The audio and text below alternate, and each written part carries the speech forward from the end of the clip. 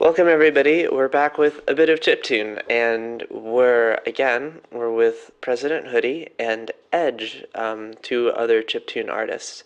And today we're going to be talking about limitations in chiptune and how it's brought some interesting things to the genre, as well as whatever else comes up. So right off the bat, if you two have thought about this, does anyone want to bring up something right away? Say, Ed, you're the composer. That's one thing. I am actually not technically a chiptune artist myself. I'm really just a huge fan and enthusiast and community organizer. I do play music. I've played guitar and bass and had a singer-songwriter spell for many moons ago when I had longer hair and such. But yeah, but back on topic. I think the limitations are a big part of what makes chiptune so cool, and it's a big part of what can make it so inspirational. Like we were talking about in the last section, uh, the fact that you have a very limited instrument. You have to be really creative with how you use it. It's funny to hear me saying that because we also, like Chipwin takes all sorts, like from just that sort of traditional chiptune using those limitations to going the other way, just kind of aiming for the sonic aesthetic. But it's still impressive and it's still amazing and it's still really, it makes some really good music. A lot of people that find chiptune aren't all musicians or composers before. I mean, look at the way like a tracker works compared to a DAW or some digital instruments or something like that. It is almost of more of a programming mindset. So you have people that come into it that purely are more of that sort of mindset making music. And it's really unique. I think it lends itself to making different kinds of music, and or you'll find someone that doesn't have any music theory at first and learns the program and then starts to develop and learn that as they go. So instead of like it's it's more like they learn the instrument before they've formally learned music, or they're learning the instrument as they are. It's really interesting. It presents itself in a lot of different ways. That was definitely my experience with chiptune actually, because I haven't really had a music class since fourth grade Christmas singing, basically. And I'm basically like a STEM student. I mean, I'm in high school right now, so I'm not like an advanced college STEM person, but I go to a school that is extremely like mathematics and science based, and having that understanding of physics of like what waves actually are, and having a conceptualization of like using computers and numbers have really like led my experience in order to know how to use programs that do chiptune. Um, Like my theory background is light. I was always more sound play by ear type. Um, but then actually I have a music degree with a concentration in recording technology and music business. So I got the tech side of it, and I think that's also part of what made chiptune more interesting to me when I dove in and found people were making music on these old systems and computers and stuff. It's like, wait, what? What? How does this work? How does this signal flow? How does this software work? Wait, what? What? What? So it was like another level of fascination there to me. It's a different, yeah. I don't know. It's just it there are there's similar music scenes, but ours, the DIY nature of it, that's the thing that comes up all the time that gets it compared to like than just the punk side of it. There's so much of it is just using the hardware, making new software. There's limitations. Screw it. I'm gonna show you how to make awesome music, even with it. I don't care. It's just, yeah. I have a history teacher who also creates or at least used to be a punk artist, and I'm probably going to like he loves comparing different like things, especially throughout history.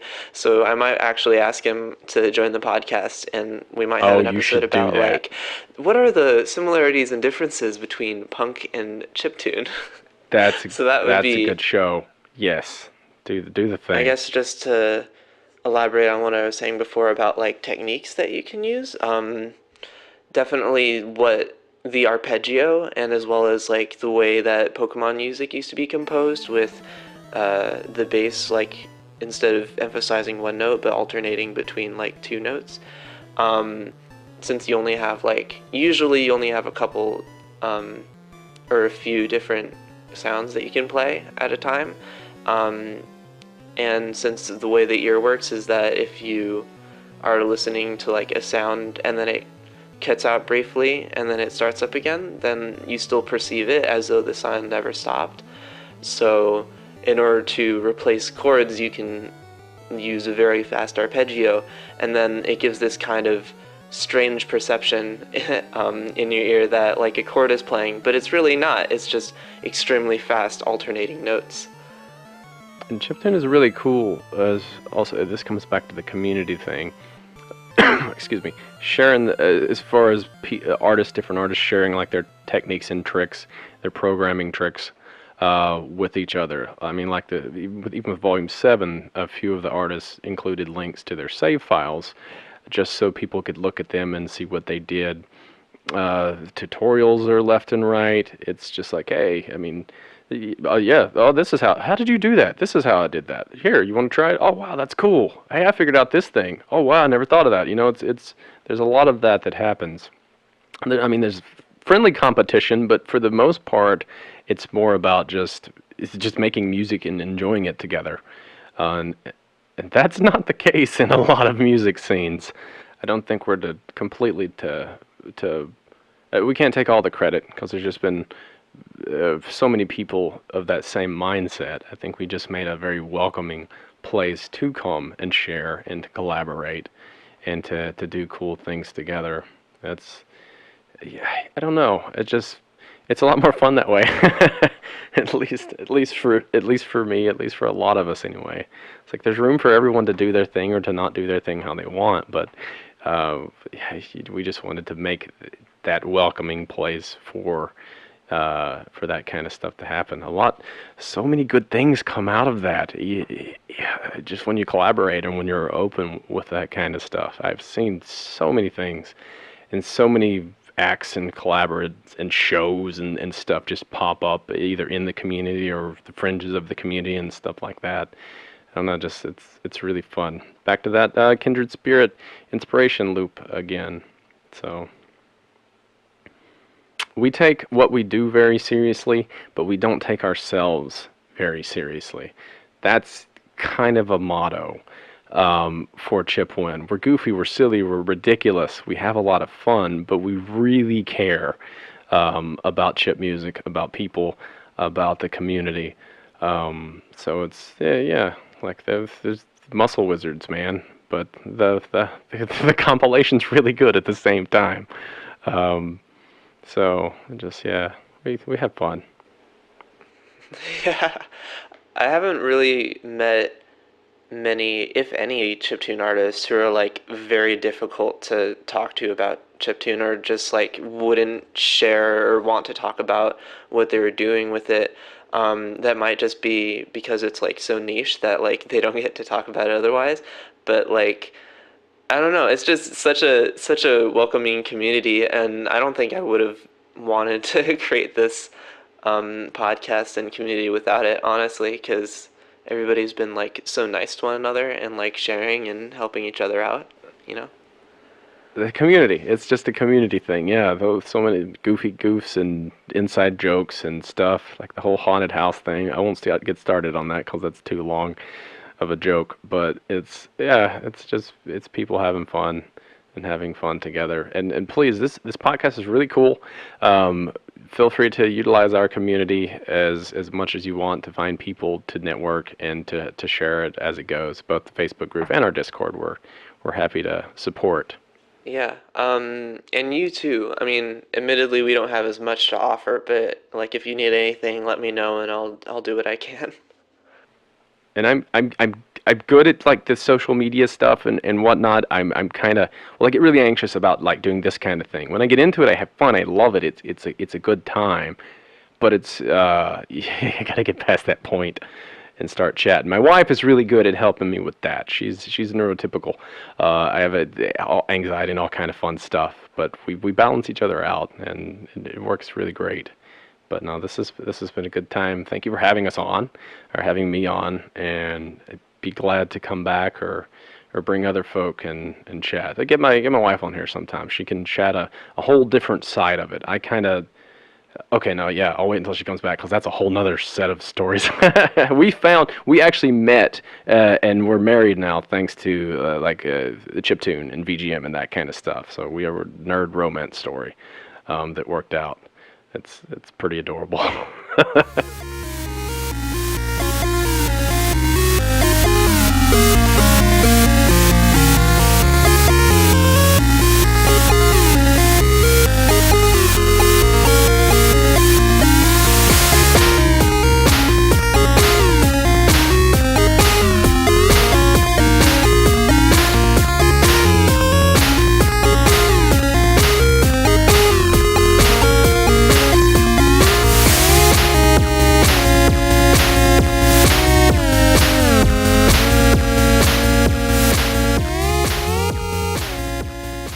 I guess earlier, Hoodie, you were talking about how making chiptune for a lot of people is a do-it-yourself kind of activity, and also, Edge, you brought us into the conversation about limitations, and so I might just want to like add on, and I don't know if anybody has to say anything about this, that the like chiptune originated because of how video games originally needed a sound chip and they couldn't fit a ton of stuff into a tiny play thing.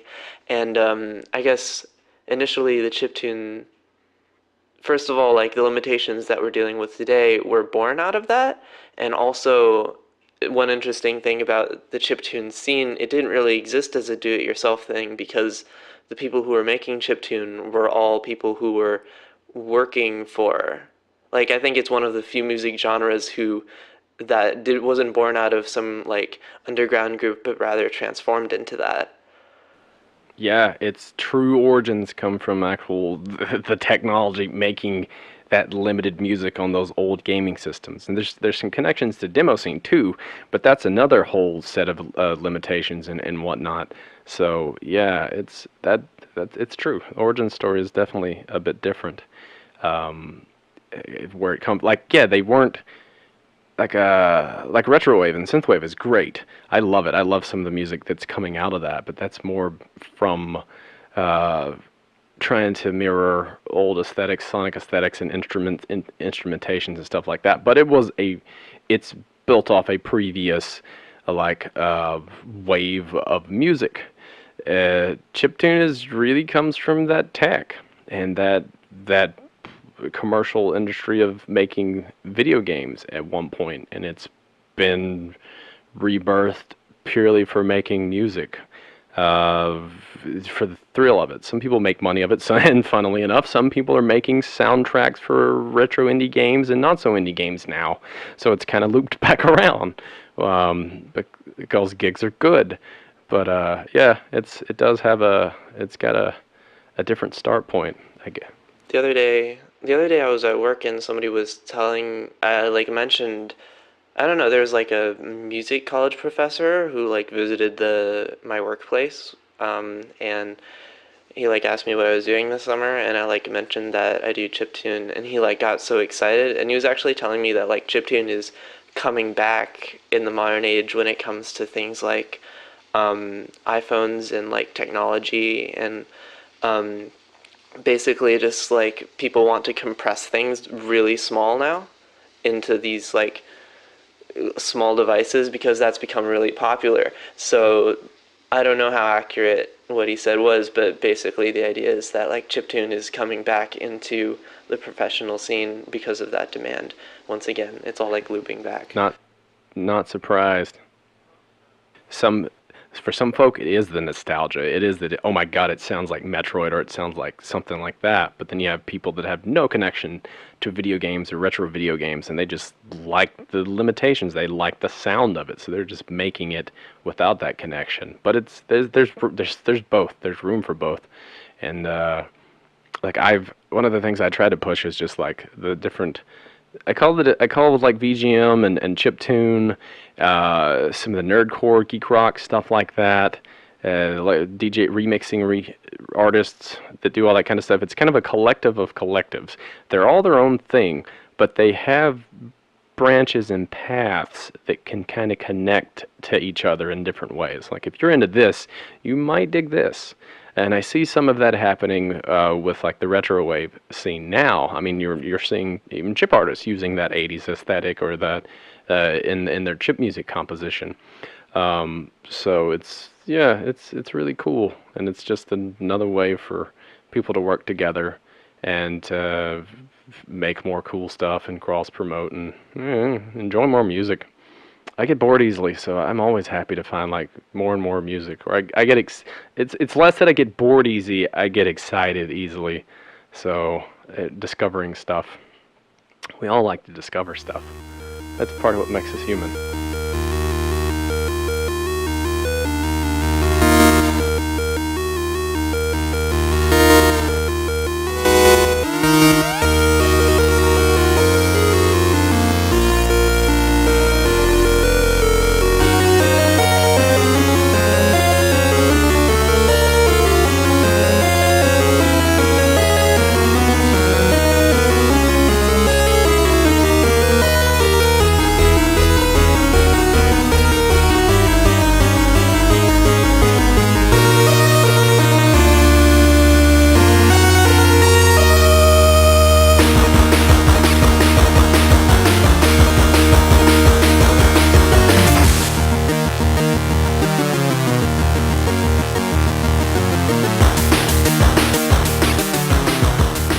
I have a lot of reasons why I really like chiptune, but since we're on about limitations, one of the reasons I've stuck with chiptune for so long is that um, at my school there's a little bit of a culture that, and I'd like to remedy this, that it's kind of like an existential idea that like, oh, none of this is really going to matter in the long term.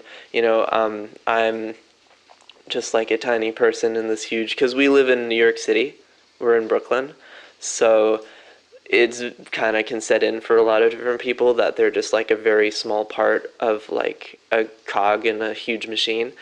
But I also like the reasons I like the limitations of chiptune and what I try to address in my music, even if someone is like a really small part of a, like really small and they can't like influence a lot of things, that doesn't mean that you can't do a ton. Like you can still have a very fulfilling experience and like bring a lot of joy to people even if you don't have a ton of tools and a ton of influence and you're in like a big city like New York City where there's, I don't know the numbers extremely, you've Lots. seen the pictures. That's super cool though. I live in the middle of nowhere in Arkansas. You bring up like chiptune around here. Chiptune, what's that? You talk about feeling, or where there's so many people there. There's not here, and you feel so isolated from like kindred spirits, which is probably a big part of why I got it so involved online and with these different communities. But yeah, no, it's easy to go down that line of thinking, but it doesn't have to be that way. Whether, yeah, you're just making music for the joy of it, you're sharing, you're connecting, you bring other people joy. Um, you never know. You really never know what the little things you do or don't do with your music and how you interact with people makes a big difference in like one person or a few people's lives, and it's worth it. You can. There's a lot of meaning that can be taken from something that's smaller or little in quotes Right. there, and I can very much ramble about this a whole lot. So I'll try Yeah, not to get I mean, off you can feel that free. train, but We're probably going to end this in a little while, so like you can ramble on about anything. Uh, let's see. I just like talking about people. There's two thoughts, and I think I just about lost both trains. All right, come on, Brandon, get it back. Oh, one, I'm 38 as well, so I've been around a little bit. So I also have the connection. I have the nostalgia connection that I've been listening to this stuff since I was a little kid when it came out on Nintendo, and then to actually continue to develop that love of this music, and then refining chip music later. So this has been almost like two waves of it for me. So I get like both perspectives, and I enjoy it from both of those kind of ways. Um, but as far as like the cog in the machine, the existential type thing, that's why like these community type things like this are also so important.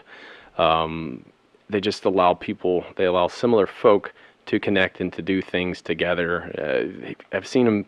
Um, we have support groups that have like branched off from that group. Like there's even a mental health channel in our Discord that's just kind of like a casual support of that group on Facebook.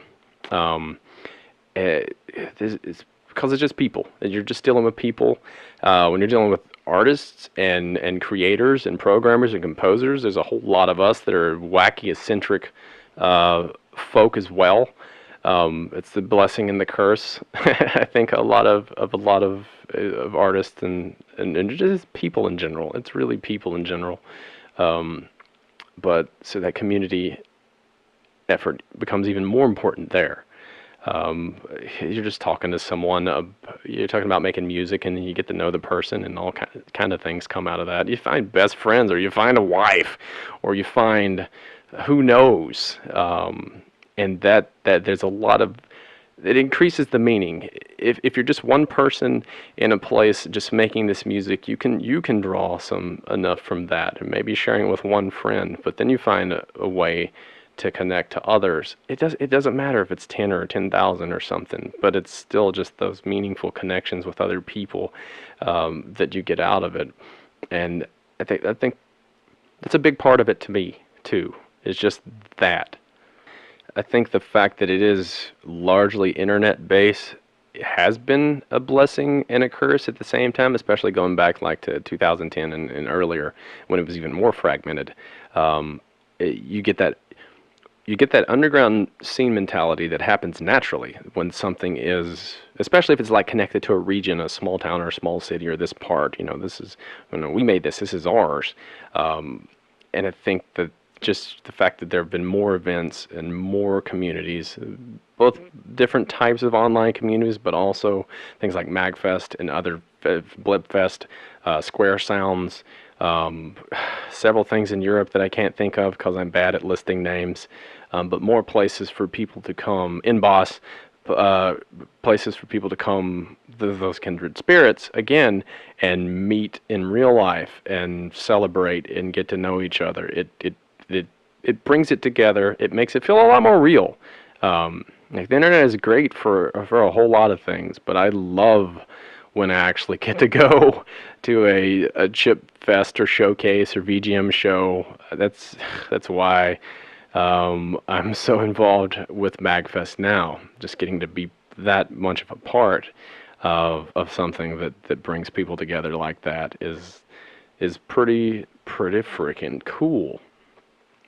And then you go back home to Arkansas and there's nothing, so you make this crazy group online to keep inspiring new adventures. So it kind of feeds into each other there too, for sure. I come back from that very first MagFest. It's kind of a thing, kind of documented, but especially for people to go the first time. Like I went to that and I connected with all these people and discovered chip music live and saw some of these VGM bands that I'd been listening to for years. And then I come home and there's nothing, and I'm just like, got like really depressed. I was like, no, this sucks. I'm not gonna wait another year.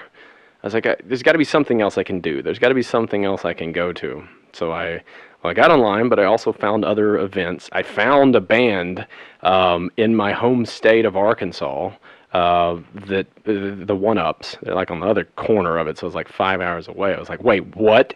There's an act here? Okay, we're gonna hang out.